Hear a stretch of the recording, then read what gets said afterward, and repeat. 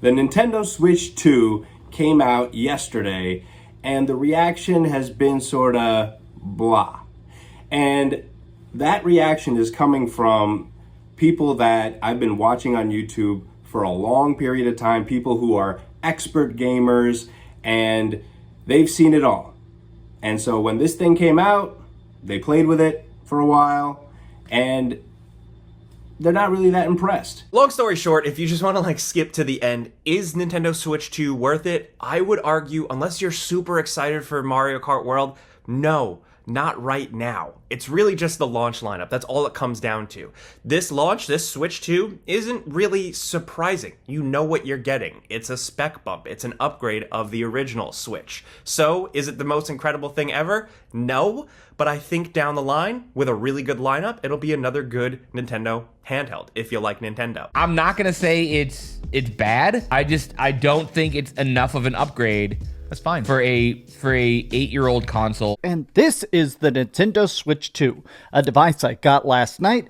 I decided to play it pretty much nonstop. I've just spent the last 12 hours playing every exclusive, every new feature, testing stuff out, popping off Joy-Cons and stuff. And I gotta say that immediately, even after that first 12 hours, I kind of regret buying it. This thing just feels like it really lacks that Nintendo spark, that charm, that specialness that made the original Nintendo Switch so great. This thing honestly feels lazy.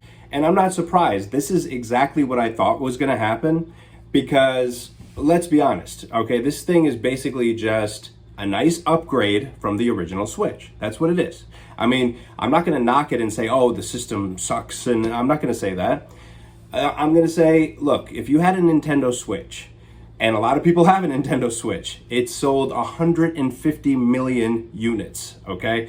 So chances are, if you're watching this video, you probably have a Switch, or you know somebody who has a Switch. So when I saw the Switch 2 get revealed originally, I was like, okay, I mean, they're really not innovating in a major way. I mean, that's why they're calling it the Nintendo Switch 2. This is not like some unbelievable innovation here. If you think about Nintendo consoles from the past, there was always some difference. You know, there was at least a difference in design at the very least. Like, I have the original Nintendo entertainment system, you know, the one where you could play Duck Hunt and things like that, the original Super Mario Bros. Excite Bike. I have that system, right? I also have the Nintendo 64, and that was a different design, a more powerful system, different looking cartridges. I had a Game Boy Color at one point. I have a Game Boy Advance, and I also have a Nintendo 2DS XL. I had a GameCube. And when you think about all these systems, what do you notice? Like, you notice big differences, right? And it gets you excited about the system. You're like, oh, this is a new thing here. Wow, it's who knows what it's going to be like when it comes out. And it gets you excited.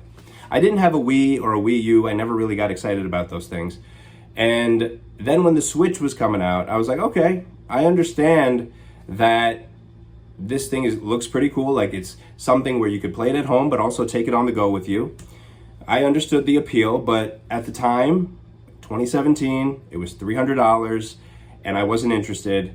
I preferred buying a Nintendo 2DS XL for like $100 and something, because then I could have access to the entire library of DS and 3DS games. So I stuck with that, and I never did buy the Switch. But I know people who have a Switch. I know quite a few people. And if you're one of those people, why would you buy a Switch 2? I mean, unless you have money to burn and just throw away. Because what are you getting? I mean, you're getting basically a system with a little bit of an upgrade. And the launch titles you're getting are third-party titles that have appeared on other systems. And obviously the main first-party title is Mario Kart World, which you're gonna have to pay $80 for unless you got the bundle where the game came with the system. Looking at the Switch 2's drop just isn't exciting. It's mainly games I've already played before. In fact, it is almost exclusively games I've played before, except for the new Mario Kart game. So, like, I don't really need to just pay full price for games I've already experienced just to experience them again on the Switch 2. That doesn't make me, salivate and want to sink my teeth into it. and I'm not so excited about the new Mario Kart that I need to go out there right now and buy the system to experience it. A lot of people who've been playing the Nintendo Switch 2 over the past 24 hours, they're sort of about it. And to me, if you're buying a $450 console, you should not be about it, okay? Like, I'll give you an example. There is a YouTuber who goes by the name of Mudahar from Some Ordinary Gamers. He actually wasn't planning on buying a Switch 2, but then he decided, let me go try to see if I can get a Switch 2. So he went to a midnight release and he managed to get one because apparently Nintendo has shipped so many consoles to North America in preparation for this release. So he was able to just walk up and get one, and he started playing Cyberpunk 2077 on it. And this is what he had to say.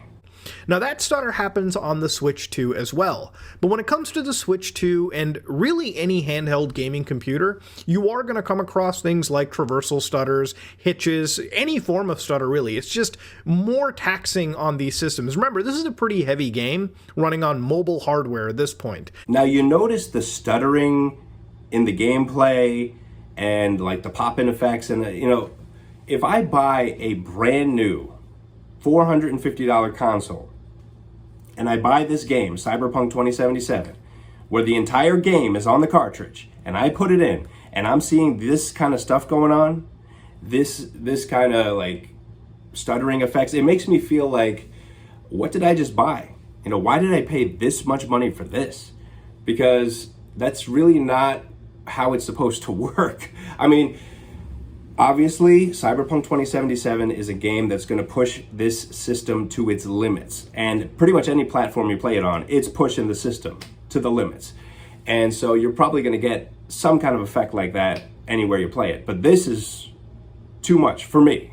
It's like, that's not acceptable. I know it's a handheld console, but I'm still like, that would bother me if I'm playing this game and I constantly have this kind of graphical breakdown, I guess is the best way to put it.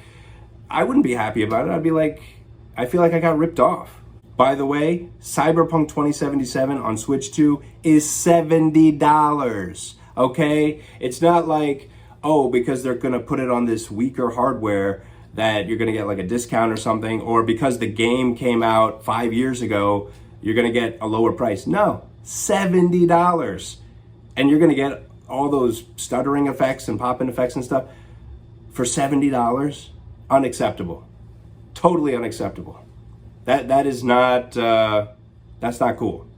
Now there's a guy named Austin Evans who reviews technology and gaming systems, and he'll break down gaming systems. He'll like tear it apart, look at the hardware, talk about it.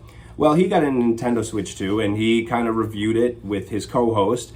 And while they said, hey, it's a nice system, whatever, they're not enthusiastic about it. They're sort of just like blah. It's like, you're not supposed to be blah about a brand new system. And that, again, it's not a good sign. Obviously, we know that more games will come out in the future, and who knows, maybe they'll have an upgrade of the system in the future. Who knows? We don't know what's going to happen over the next 7-8 years. But if I had to make a prediction, we kind of know what we're probably going to get, which is we're going to get a bunch of first-party titles that are not going to be worth $80, but they're going to sell it for $70 or $80, which that doesn't sound good to me. And then you're going to get a lot of third-party titles that are from games, third-party titles from years ago that appeared on the Xbox and PlayStation already. So games like Cyberpunk 2077, Yakuza 0, which is also a launch title. And I expect more of that. It's just, you're going to get more of the same.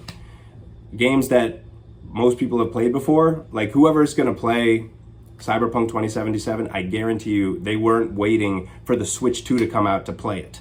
Okay, I'm sure they've already played it. Same with Yakuza 0. Nobody's waiting for the Switch 2 to come out to play Yakuza 0. That person has already played Yakuza 0. So, I mean, you're going to get a lot of rehash. We've already got enough rehash going on the other systems with the remakes and the remasters, and yeah, this is just more of the same. So again, another reason that people are not super excited. I mean, like like, oh wow, really is a gigantic leap in technology here. No, nobody's saying that. And the other reason is because when the Switch came out and people saw how popular it was, that kind of led to all of those PC gaming handhelds being popular too.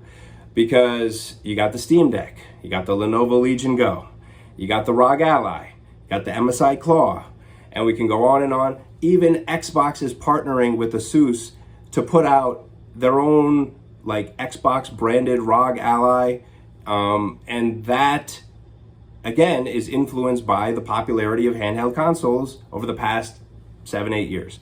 So we already got a bunch of these. So Nintendo Switch 2, it sort of just added to a crowded space of handheld systems. And why would you buy a certain game on the Switch 2? Like, let's say Cyberpunk 77 or Yakuza 0, when you could just buy it on any of the other handheld systems I just mentioned, or better yet, you could buy it on an Xbox Series X or a PlayStation 5. Like, why have it on the Switch? The Switch 2 is late to the party on this stuff. The Switch, the original Switch, the technology was like, had the power of an electric toothbrush. So you couldn't have these games on that thing. But now you can have, kind of cool games that people love that were on the powerful systems. Now you can have them on the Switch too. But most of us have already played these games years ago. So why are we going to play it on this thing? And why am I going to buy a $450 console when I bought an Xbox Series X for less money than the Nintendo Switch 2 is right now? Nothing makes sense. GameRanks is another person that a lot of people trust to give honest reviews and honest first impressions about hardware and games. And he kind of had the same impression as everybody else, which is sort of like, it's okay. it's like, are you going to pay $450 for something that's Come on.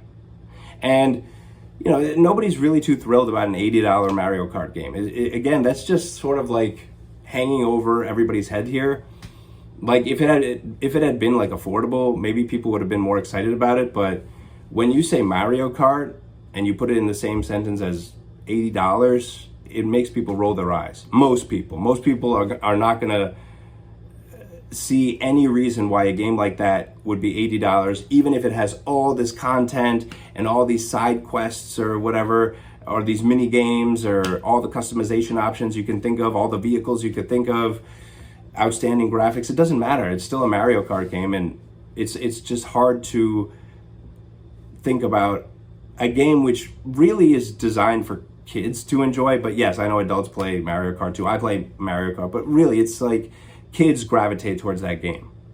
And buying an $80 game, kids game, is like, I don't know. It just doesn't sit right with me. Dreamcast guy, who I'll put a little disclaimer with him, he often has negative things to say about a lot of things.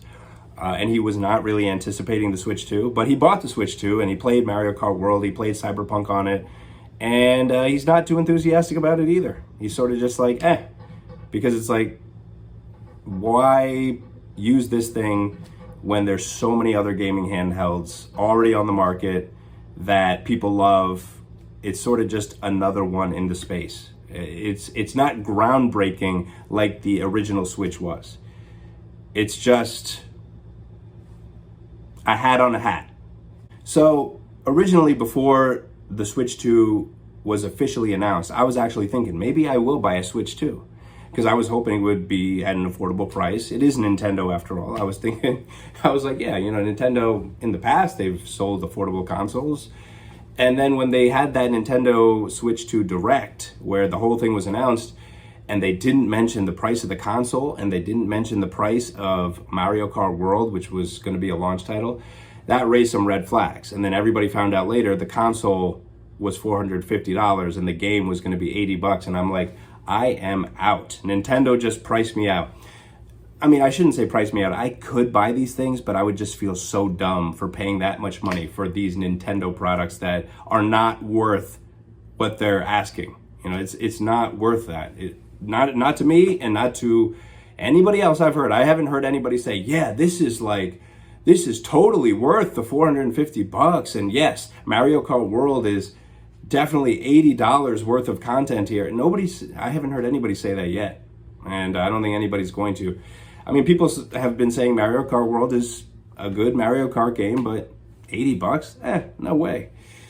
So, yeah, once they announced it, I was like, yeah, there's no way that I'm going to be doing that. Maybe if they put out a Nintendo Switch 2 Lite, I will reevaluate and see how much that thing costs. If they put it out for a really affordable price, I might think about it. If they don't, I'm not going anywhere near it. And I still probably won't go anywhere near it because the games are still so overpriced. Same with the Switch 1. I mean, the Super Mario Odyssey, which came out like 8 years ago almost, is still $60 brand new. The price just never goes down for these things. So like, there's nothing to look forward to. At least with the Xbox, you get sales all the time. Like today, I bought Mortal Kombat XL for $5. See, that's what I'm willing to pay. I bought UFC 5 on sale for $10. Ultimate Edition. Retail price $100. I got it for $10. You're not going to see that with these Nintendo games. They never go on sale. And even if you buy it used, they're still pretty expensive. So it's just not looking good in terms of Nintendo's consoles being consumer friendly. I mean, they really are looking to shake you down for every penny you have. That's what it feels like with the Switch and the Switch 2. That's why I stopped at the Nintendo 2DS XL, which came out in 2017. Fun fact, after the Switch came out. And I chose the 2DS XL.